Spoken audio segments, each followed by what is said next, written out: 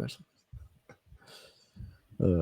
Hey, folks, welcome to Affiliate Nerd Out. I am your nerd Dustin House, spreading that good word about affiliate marketing. You're going to find me every Tuesday and Thursday around 12:15 on LinkedIn Live and wherever you get your podcasts. So please consider subscribing. My guest today is Igor Kheifets. He is an Amazon best-selling author of list building lifestyle. Thanks for joining me today, Igor, and welcome to the Nerdatorium.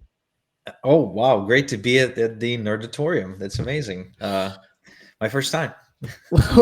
Well, you're a lifetime nerd, I would assume, in For this sure. space. Like, I remember seeing you as one of the first people I ever saw on YouTube ads. Oh, Probably, really? probably I, 5 or I thought 6. I was too late to YouTube ads. Really? Like, no, Yeah. I mean, you at least you got the targeting right, Yeah. because 5 or 6 years ago, people just weren't doing it in the right fashion, and Mhm. I was interested in affiliate and doing a lot of research and watching a lot of videos and making a lot of videos, and uh, you got me. Like, I came in, I took one of your courses, I got in your email campaigns, and then this comes full circle. Like, I actually get to meet you a couple of months ago, and just so honored to have you as my guest now. Wow, that's amazing. Like, it does happen every now and again. That things, like you said, happen full circle, especially with people who persevere and actually do something in the industry. Which is, of course, as you know, most people who buy courses don't really do anything for a million different reasons. So I'm really happy that you got the value, and that we're now here. I mean, it's beautiful. I think it's great. It is amazing. This industry is incredible to continue your learning, and that was one of the first keys to me getting into the affiliate lifestyle rather than just being an affiliate manager, trying to make my way into the affiliate world. So, great tips there. If you have any questions for me and Igor, jump into the chats. We've got live Q&A going. But without further ado, Igor, who are you? I'm a loser who made it. A loser that I'm a made. loser who made it. I'm a Ukrainian born, Israeli raised, a loser who was not supposed to live this life. I genuinely believe I kind of won the jackpot and got out of jail. I mean, something like I hacked the system in some way and broke out of the matrix, because the life I live today, it wasn't planned, it wasn't meditated. It went, something went wrong along the way, and I ended up here.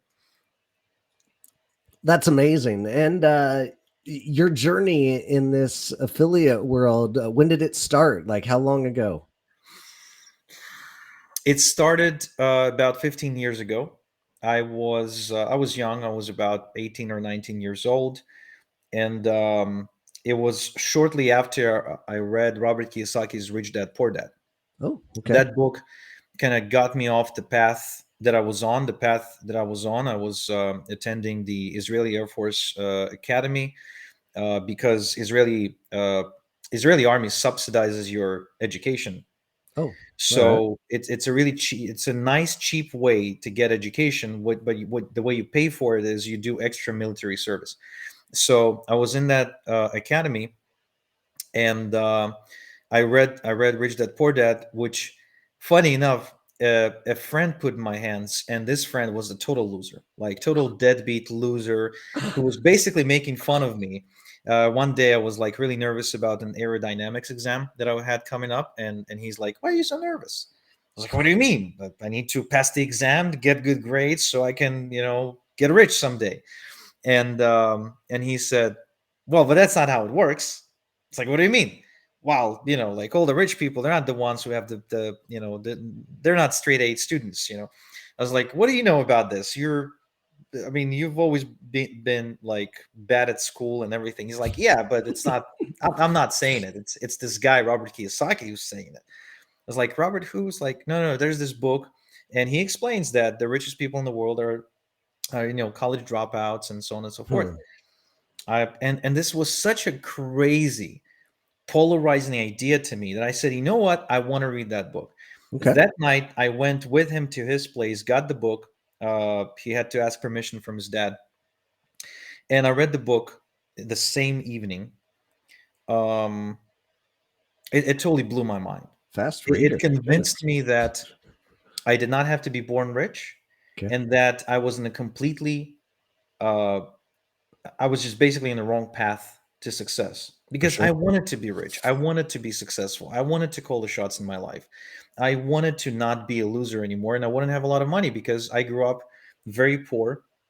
Unfortunately, due to some events. If you want to get into those, I'll explain. But it's going to take another 10 minutes. But basically, my dad makes a bad investment. We moved to Israel to save ourselves from a local loan shark.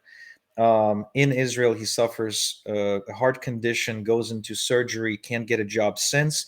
We live on one income or social security. It's sporadic, like sometimes it's like this, sometimes like that. Mooching money off of our friends and family, and so I grew up very poor, and I understand, with my skin, with every fiber of my DNA. I understand what it's like to be poor, and I don't want to be poor. So by the time I'm like a conscious young adult, like I'm thinking about money, and I'm thinking, how can I make some? For And sure. this book totally changes my paradigm, like absolutely changes my paradigm. Beautiful. We all need that kind of story, and we all know military isn't exactly the most forward-thinking organization. I jumped into the Marine Corps when I was right out of high school and served my 6 years. But I always knew that I wasn't going to be a lifetime server in that industry because my mind was elsewhere, trying to go and hustle and make this money and get to this place where you are today. So. Uh, our guest Igor, link in the profile. You can go check him out there. If you'd like to be in Igor's seat in the future here, go to dustinhouse.com/nerd, drop an application, and we can nerd out about affiliate. So, Igor, love the story, love the background. Everybody needs their start. So, what are you doing today, and who are you servicing out there? So today I run several online businesses, and that's one of my kind of rules is the business has to be online. I don't want an office. I don't want to micromanage people. I don't want to have corporate policies. Has to be online, and it has to be quick to start, easy Mm-hmm. to start, low barrier. So today I have a couple of businesses. One part of my business is I'm an affiliate marketer, so I promote other people's and companies' products and services in exchange for commissions. Actually, just before getting on the call, I received an email. There's like a $27,000 wire coming my way. It's about 40% of an affiliate commission that I've earned last month. And the other part of my business is I teach people how to do affiliate marketing, e-farming, list building. Basically, I kind of do it, but I also teach people how I do it. Sure. And that's like the ones that are taking the most of my time. But we're also developing a software, and there's a few other kind of passion projects happening on the side. We actually just developed an Igor GPT, as I like to call him. Basically, it's an AI version of me. Okay. Yeah, so it's really funny. Like it has a personality.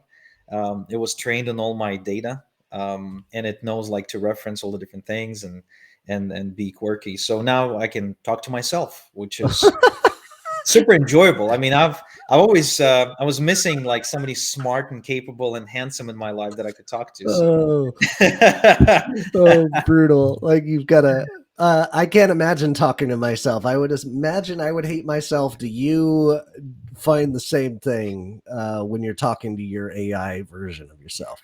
no, but I try to break it, right. Most of the time it's like, where's the button that I can push? Will money will come the other way? And it's like, I'm sorry, Igor, this button doesn't exist. Wow. It's like, Oh, awesome. So affiliate marketing, where do you balance all of this? Like you're I like to call digital hustlers out there that are doing it affiliate. They're their own merchants. They're JV as well, and so much more. Like, how do you balance where you're focusing your time when you're doing all these different things? yeah, absolutely.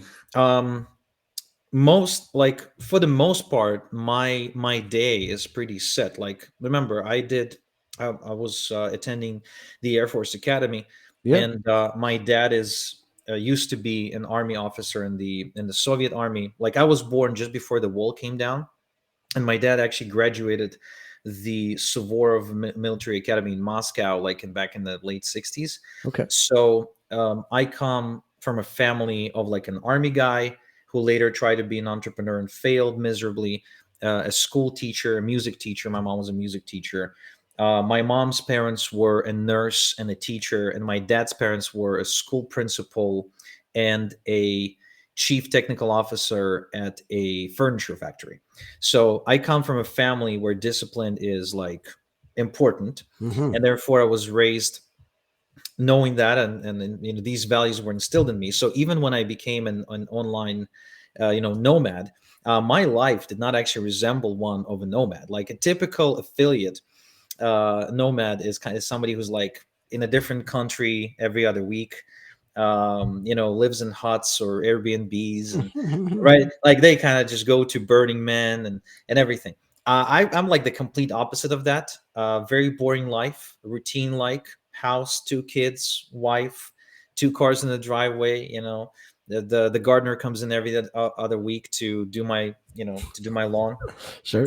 But in between, I do get to have like amazing experiences. Obviously, I don't worry about the money. The inflation doesn't bother me. The upcoming stock market crash everybody's talking about doesn't bother me. It's just, it's a different life. It's just a lot more peaceful, a lot, there's less stress about finances. My kids can attend private school. Like I've actually been counting, like I spent more on private schooling in the last few years on my kids than my parents spent on rent in their entire lifespan in Israel, which is kind of fun. Wild. But I also moved my family out to Toronto. So I used to live in Israel, but now my family, like me, my kids, my wife, we live in Toronto. My parents are still back in Israel. Um, and there's really not much of a balancing happening simply because I wake up early. Okay. Having kids, you have to, because if you don't wake up, they'll wake you up, because for some reason they just 6 a.m. they're like up and running around. um, so I start working pretty early. I start working maybe 7 a.m. But then I'm done by 2, 1 p.m. Depends on if I'm feeling it today. Maybe if I've got an interview like this, which I would also consider work, although it's very fun too. Yeah. I'll do it in the afternoon. But for the most part, my days are pretty balanced because somewhere along the way, my mentors taught me how to properly manage my time. Okay. Because the advantage, but also disadvantage of having an online business is that you can work whenever. Yeah. When I just started and I was working 2 day jobs, I would work on my online business late at night. Sure. But when I switched, to full time online, then I could set my own hours. So I was able to really get a hold of my calendar. I learned to schedule things, including thinking time, meetings. Sometimes I'll schedule an appointment with myself just because I know I need to get something done. Now, if I'm traveling, that's a bit more challenging. Like this weekend, I'm going to be traveling to LA and then driving to Palm Springs.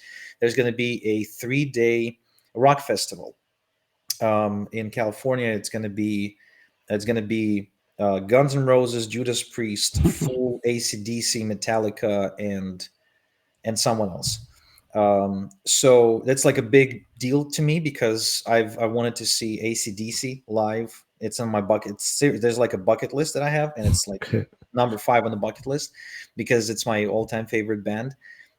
So I'm gonna go there, and the weekend I'm gonna spend in California. So I'm probably gonna be going to the concerts, in the evening. But during the day, I'll wake up, maybe do a couple of hours of work, and then just hang out. Maybe go and get a massage or whatever, and then hit the festival. So it's very flexible, I guess, is what I'm saying. And no matter who you are or what your work habits are, you can fit it into your lifestyle.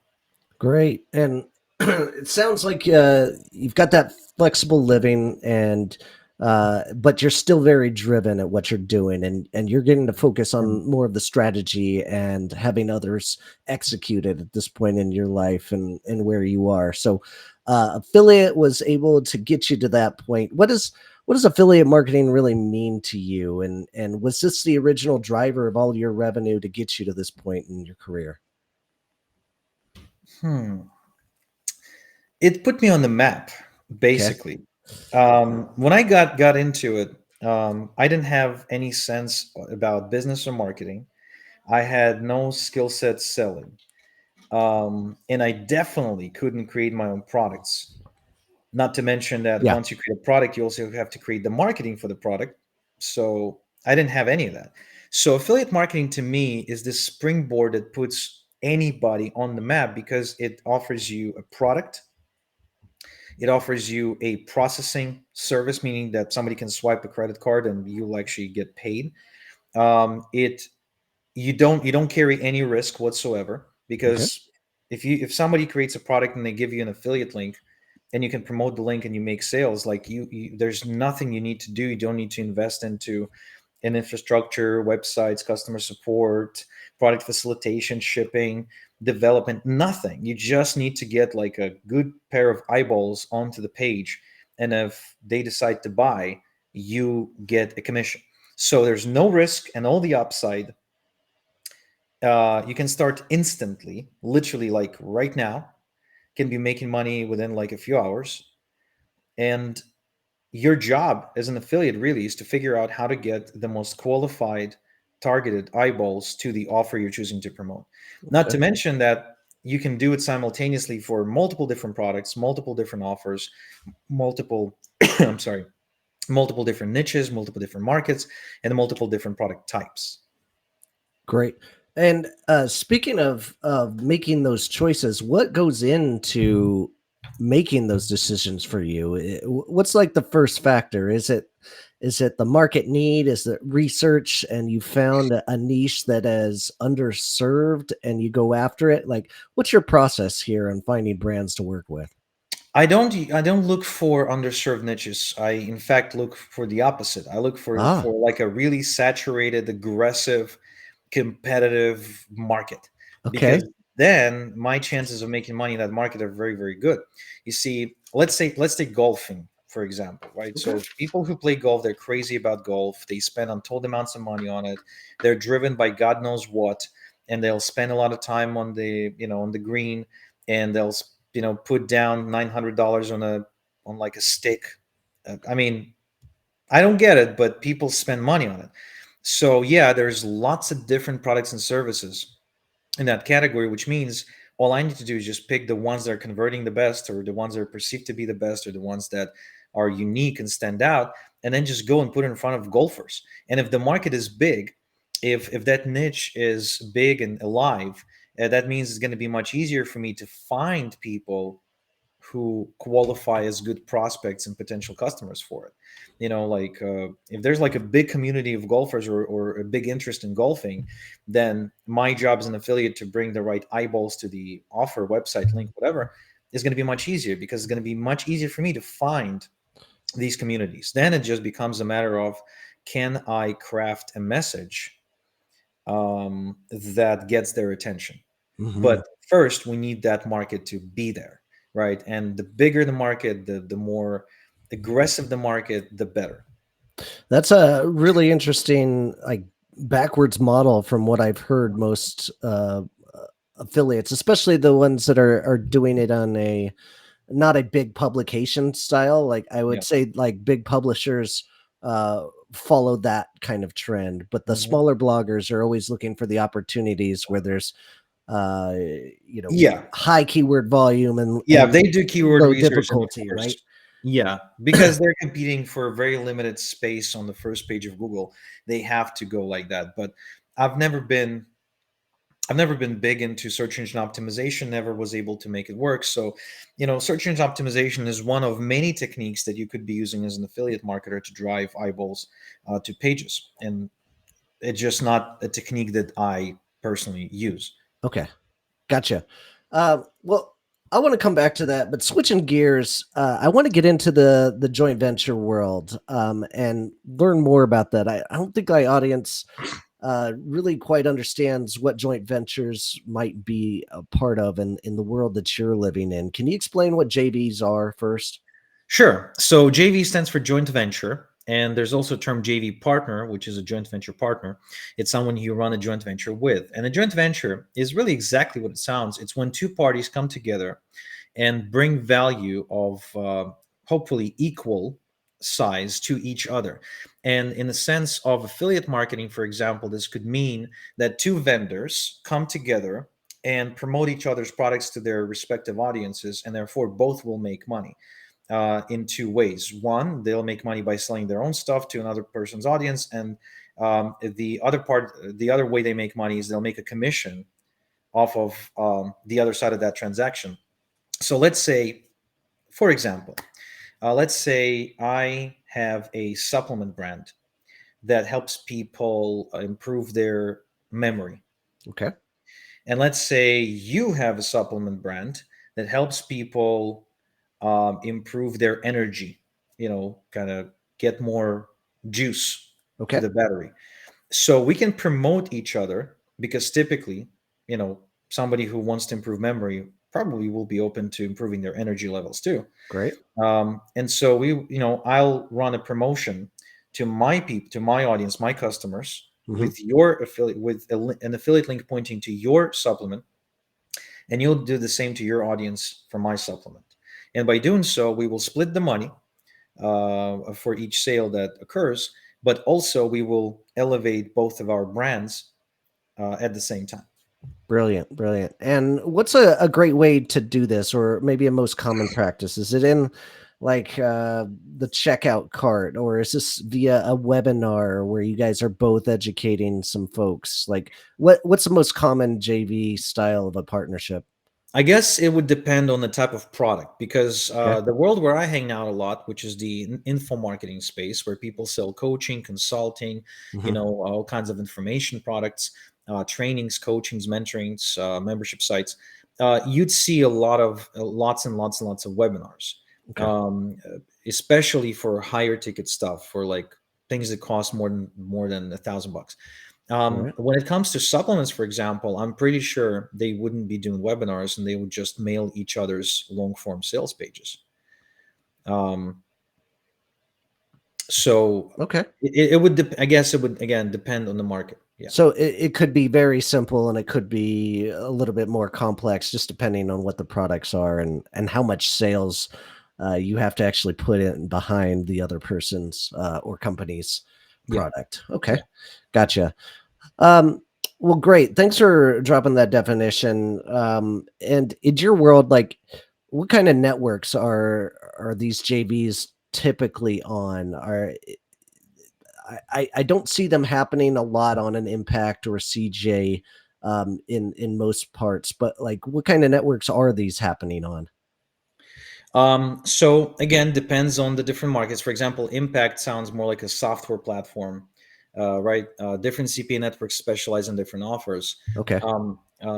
What I would say is that joint ventures is something you come across more often, not so much on networks, but in mastermind style environments where people come together to exchange ideas, to brainstorm marketing promotions, to get a mentorship and advice. So if you're a member of like a mastermind of some kind that relates to your business, you might find that, let's say as a supplement owner, you might find that being just a member of a uh, a mastermind for supplement brand owners, even though there's no specific goal for that mastermind to facilitate joint ventures, just by putting everyone in the room with a similar type of business ends up creating joint venture opportunities. Hmm. Yeah, so it's almost like a side effect, without, like, not a primary thing, not the primary purpose, but a side effect. Beautiful. Just the power of networking in those network in those circles is incredible. I've great. You've invited me into your world in the past with the JV mixer that you've done, which is an incredible value for those in that space. And you make it into like a speed dating situation, which I Yeah, thought was really brilliant. yeah, it's really neat, like, because as over the years, as somebody who was always looking for joint venture opportunities, I found myself having to join $30,000 a year masterminds, go to different seminars, and I still do it. But um, the problem with that is, first off, you actually have to travel somewhere. Second, it's 30 grand a year. It's, I can afford it, but it's not like I'm like happy to pay it. Yeah. I still cringe having to pay it. So I figured at some point, what if I created an environment where we just come in with the purpose of creating joint ventures, and we just have to, show up once a month virtually, and then we can network with like a bunch of people really, really fast.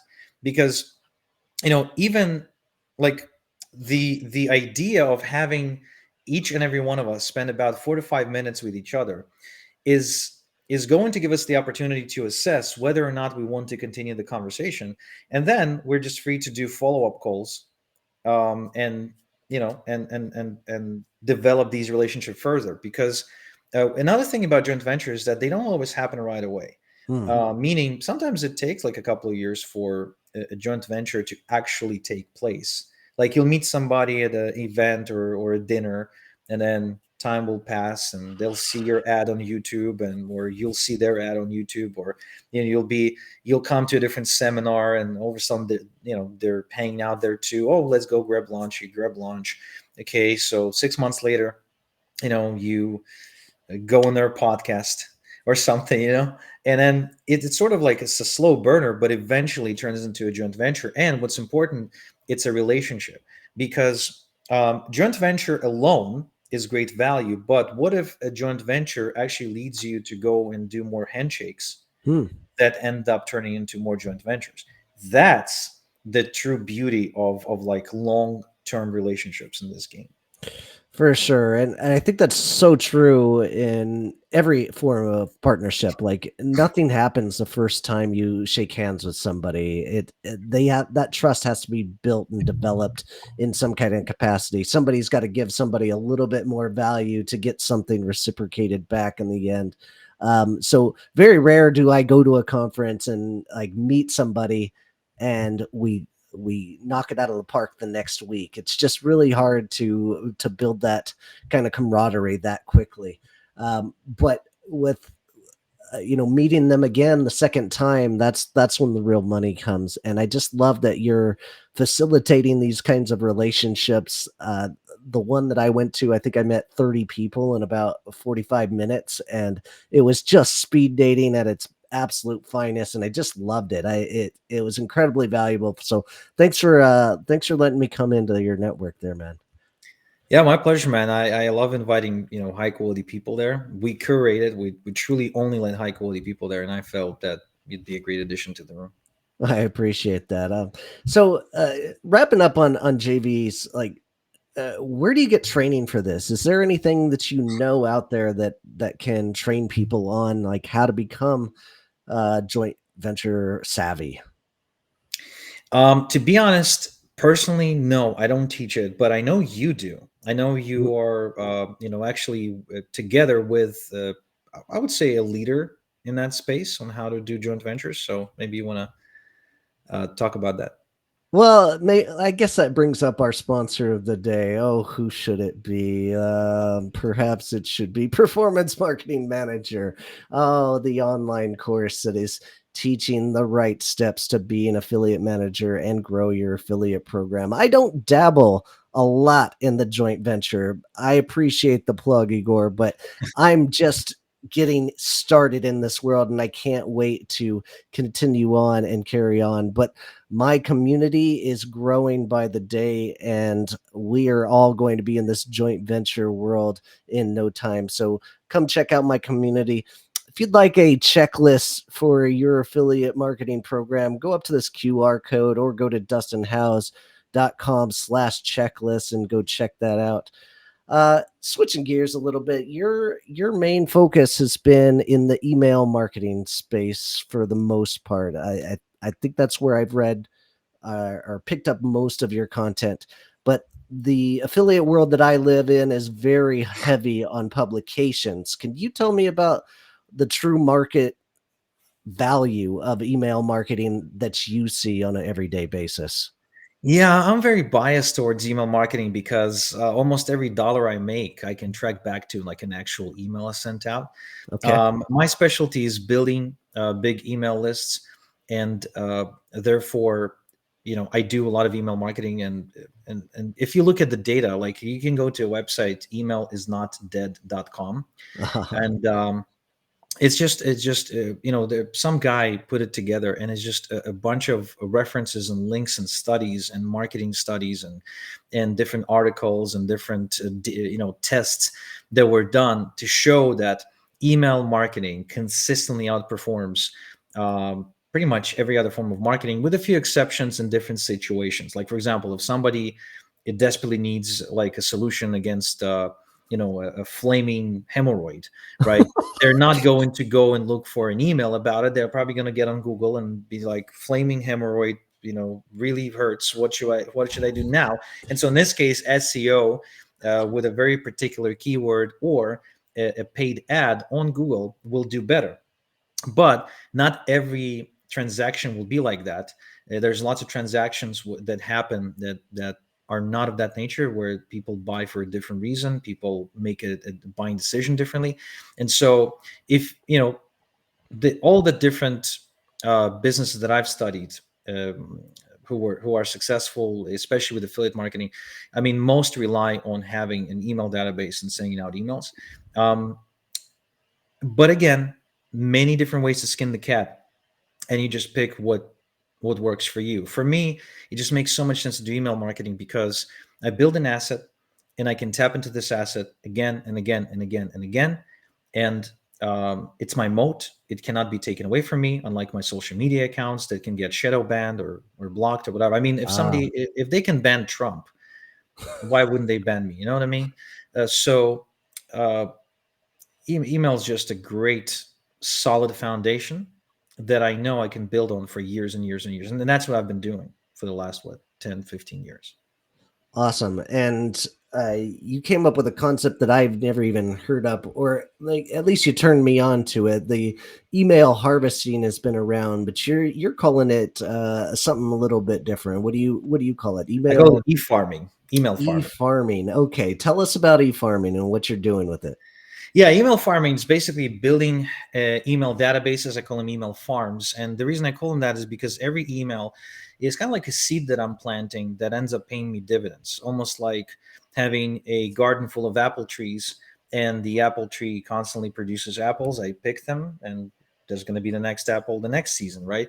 So with my email list, that's exactly how I feel. Any one particular email subscriber or customer on my list usually has multiple purchases with me.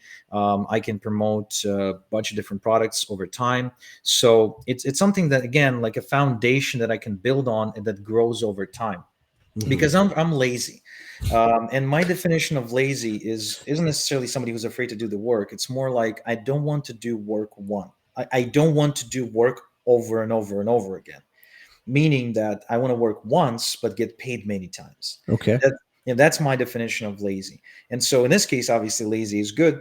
And one of the few things that allows you to work once but get paid over and over again is having an email list, because it's this resource that continues to pay you again and again and again.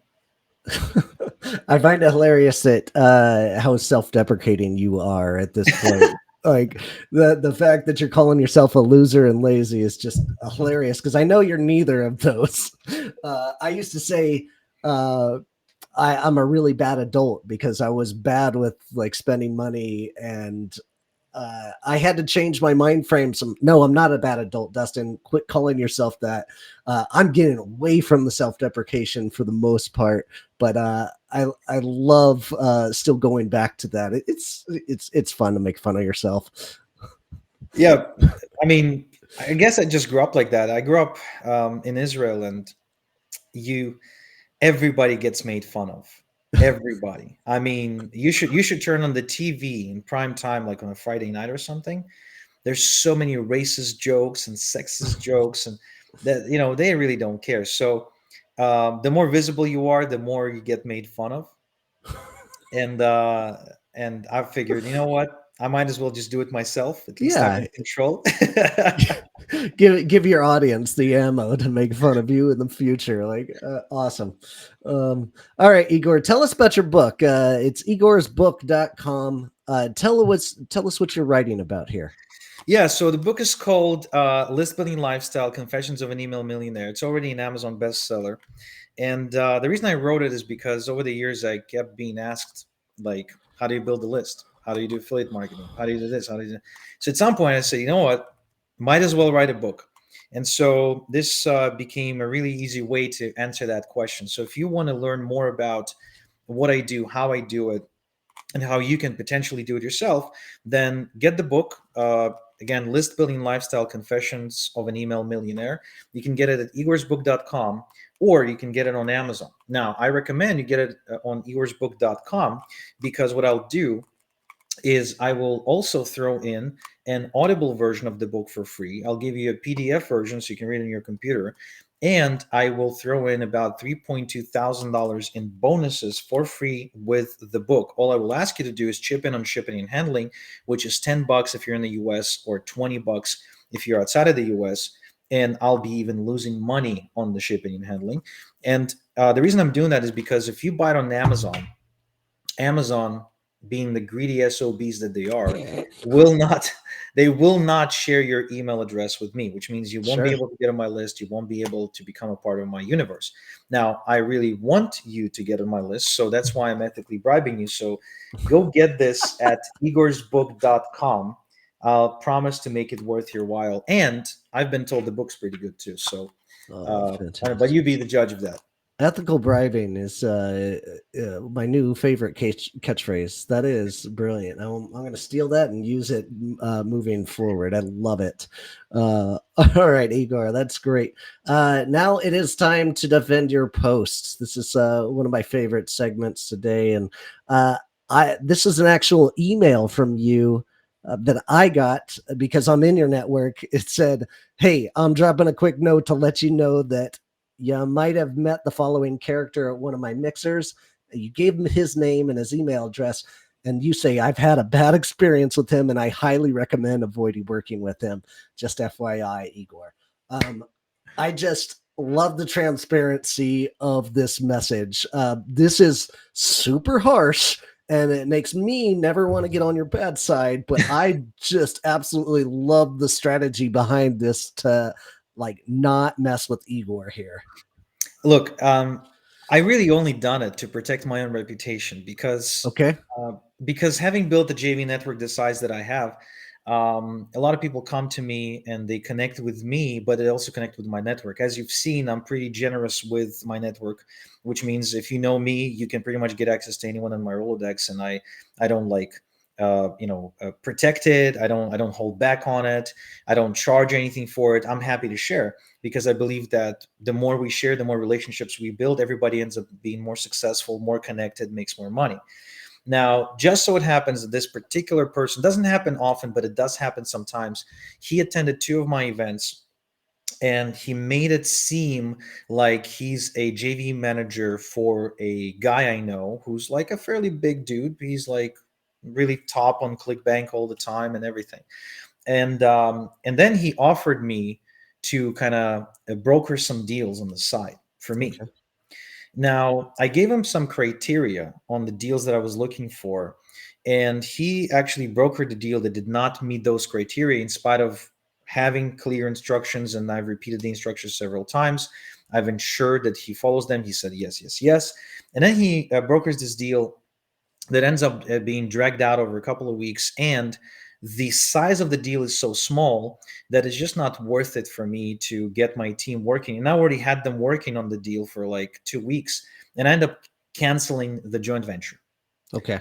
And I go back to this guy and I say, hey, I canceled the joint venture because it doesn't meet the criteria that I gave you. Please, next time, make sure that it meets the criteria. To which the response by this fellow was to take my screenshot, the screenshot what I sent to him in private, and then go and post it in a group chat with the joint venture partner that he arranged for me, and basically make me look like I am, well, dissing, or Ooh. disrespecting the other JV partner, which I guess I was, but again, it was private conversation. So Yeah. he just takes it, makes it public. To which I felt, look, there's it's okay if you bring me a JV deal that didn't work out well, but it's a totally different conversation if you're acting unprofessionally like that, which For means I sure. can't trust you. So I told this guy, I don't want to work with you anymore. This is highly unprofessional. And he, in return, he ended up sending me some angry, messages, whatever. Again, acting more and more unprofessionally. To which I felt, you know what? If this guy attended a couple of my events, he might be pitching the same deals to my friends. Hmm. Now, if he pitches them bad deals and they met him at my event, it's probably gonna hurt my reputation, because your For sure. reputation is only as good as the people you associate yourself with. So the same night or the same day or maybe the next morning, I sat down and I wrote this message. I said, look, if you're working with him, or if you met him, I had bad experience. I don't recommend working with him, and that's it. I didn't explain what happened. I didn't try to further convince anybody. And what's interesting is that I received quite a few replies saying something like, "Oh, noted, thanks," or basically, "Thanks for letting me know." There was no drama beyond that of any kind. There were two people who really wanted to know what the hell happened, so I told them on a private call. But other than that, most people just said, "Okay, noted," and that's it. That was the end of it. Yeah, that's all I needed. Like, I know if it was going to get to that point where you're going to email your entire audience, like, something went down. So, Yeah.